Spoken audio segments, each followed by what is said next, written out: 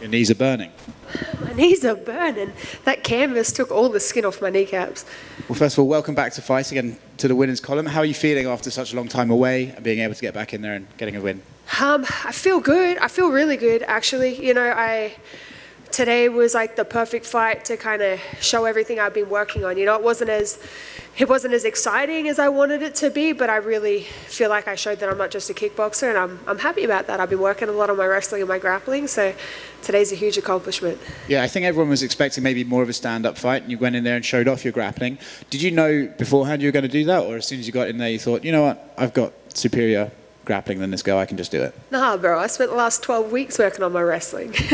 You know, I'm happy to strike with everyone, you know. However, I feel like this was kind of the best case scenario, the perfect opponent to show that I have more than just kickboxing.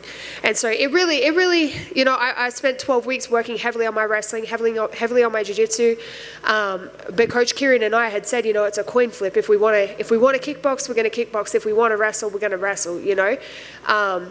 She came out a little differently to what I was expecting. She came out a little more aggressively than I've seen her do in the past, and then it just switched in my head like, yeah, this is what we've been working. When she's aggressive, we're going to wrestle. And then it just kind of happened to be from the first bell to the last bell. With that in mind, though, is it, since you've had so much time away, is it good to get those minutes back up, just get yourself feeling back used to the cage? For sure. Because especially, you know, at the end of the first round, like I know my conditioning is good. All I've been doing is wrestling and conditioning. But there definitely was like some year-off nerves that it took the full first round for them to kind of shake out, you know. So a finish would have been nice, but I also am glad to show that I can wrestle and I can grapple for 15 minutes and still be pretty strong, still be comfortable, still be happy at the end of it. Burning knees aside, I imagine that you'd like to get back in there sooner rather than later, get some momentum going and get back on the horse after such a long time out. Honestly, I'm really enjoying these 12-week camps that I've been having. You know, before I got signed to the UFC, majority of my fights were short notice. So I feel like as I'm getting older, I'm trying to be more professional about my preparation. So having the 12 weeks to prepare and really focus on what I want to do, what I want to improve on, how to strengthen my strengths and strengthen my weaknesses has been perfect for me. Plus, you know, this whole last camp, like my dogs, Blue and Dog, have been so patient. I haven't been able to take them anywhere, and I feel like I really owe them a little road trip now. So I'm going to take 2 weeks to take them out adventuring and then kind of come back and get back to work and hopefully line something up for March. So February, March would be a good time frame. There's rumours of an Israel-Rob Whittaker fight in February. You could be on the undercard of that. That would be amazing. I could never fight after Rob Whittaker. Obviously, it's their card. I'm not going to fight after him. But I get so emotionally invested when Robert Whittaker fights. I actually don't know if I could do that or not, to be honest. I would love to be on a card with a ton of Aussies. But there's so few of us and they're all my friends that it's hard to fight on the same cards as them because I do get so emotionally invested in their careers as well. So maybe that one I want to be a spectator for, honestly. That's fair. Last thing for me, I saw you do like the Running Man dance after. I tried to. Is that like a thing we do, or is it just spur of the moment? Why? Well, it's like a running joke at my gym, CSA, that I have terrible dance ability. I mean... So I think everyone knows that now, but my best friend Amber and I had been planning a little victory dance, and it was the Running Man, maybe a little bit of moonwalking, but I was kind of too involved in the moment. It was like the limping man. Yeah, it was like, should I do this? Can I do it? My knees fucking hurt. Congratulations. Thank you. Congratulations. Tink you, Amy. There was a few moments where your opponent had what looked like maybe a wardrobe malfunction or near wardrobe malfunction. Yeah. And, you know, as women, we kind of understand that. Maybe can you explain, like, what kind of would go through your mind if something like that was happening to you, how that might affect the fight? Honestly, I would hope that my opponent would point it out to me the way I did for her, you know, because I had to get mine tailored. Even while we were warming up for this fight, I had to go give the seamstress my bra to tailor it for me because I was falling out of the bottom, you know. And then in the very first round, when I had her head up against the cage and I was in her guard, I could see, I almost wanted to adjust it for her, but then I was like, fuck, she's going to armbar me if I give her my hand right now. But yeah, you know, like, I really love the way these Venom kits look. They look incredible, so professional. I do think that the women's tops maybe just need a little more work, you know, because I've been having issues with it this week personally. And then obviously she was half falling out of it in the fight as well, but she adjusted. Yeah, and I think people noticed that you pointed it out, like, hey, and I think you got a lot of props for that. Oh, thank you. I would want someone to do it for me, honestly. Yeah, I agree. We actually had a code word. Amber and I, we had a code word. If my boobs were starting to fall out, she was going to yell out alfalfa, and then I was going to adjust. But that's amazing. You know that now people are just going to yell that during your fights, right? Alfalfa. Do it. Yeah. New word. Also, one of the main discussions this week was Paulo Costa's weight, and I'm curious, you know, what your opinion on a fighter coming in and changing their weight so short notice like that. Number one, how you feel about him doing that, but also if that was you, how would you react to your opponent? I think, I don't know. I have a multitude of thoughts about that. I think it's very unprofessional and ridiculous.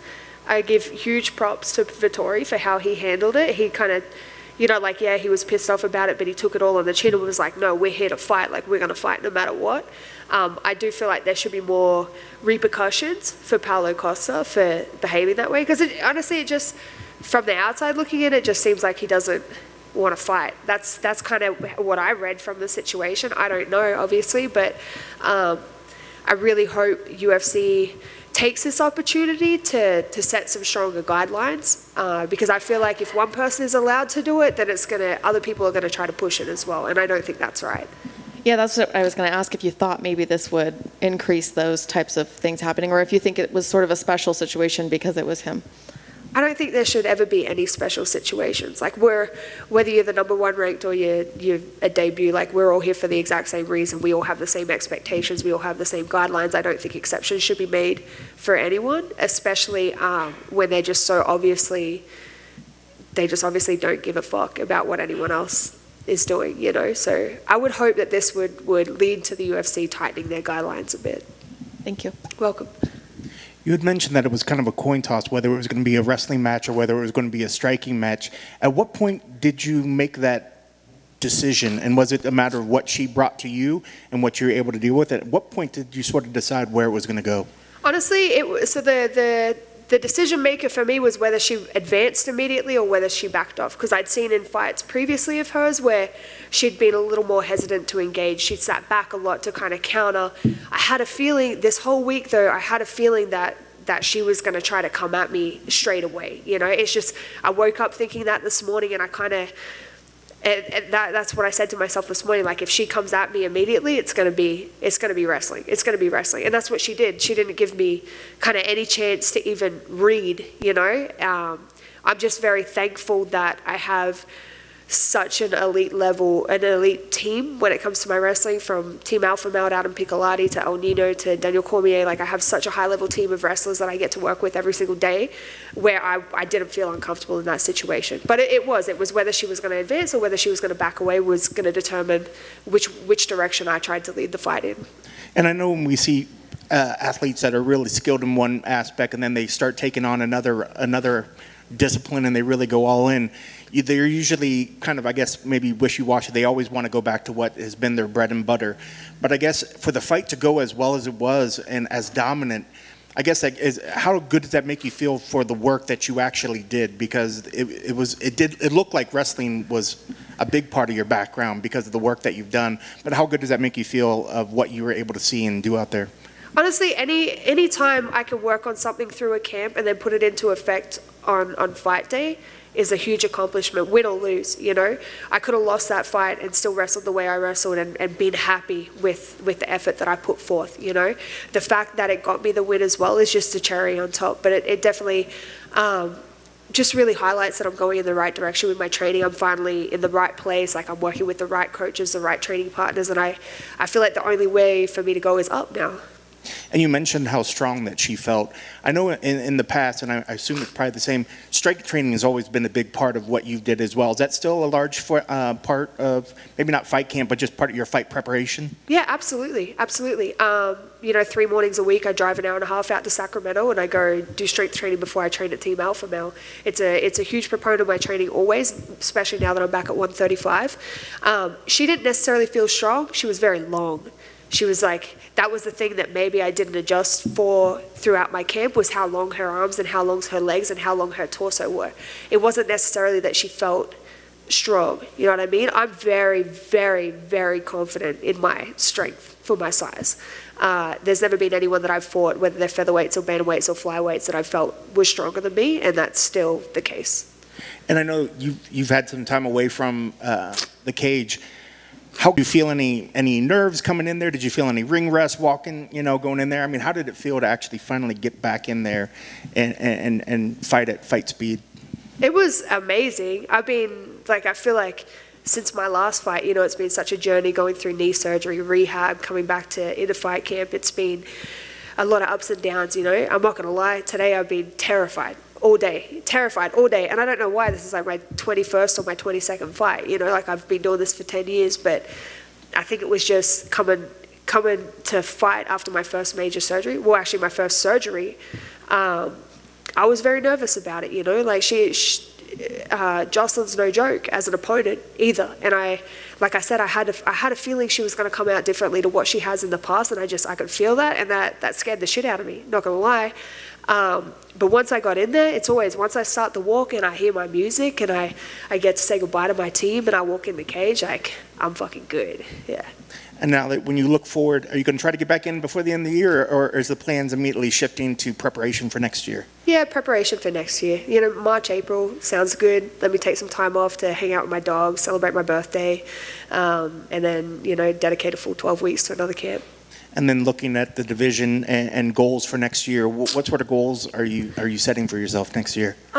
Honestly, I'd like to get a solid 3 fights in next year. I keep having these year and a half long chunks of time off, so I would really like to get a solid 3 in next year. I know the position I'm in with my training.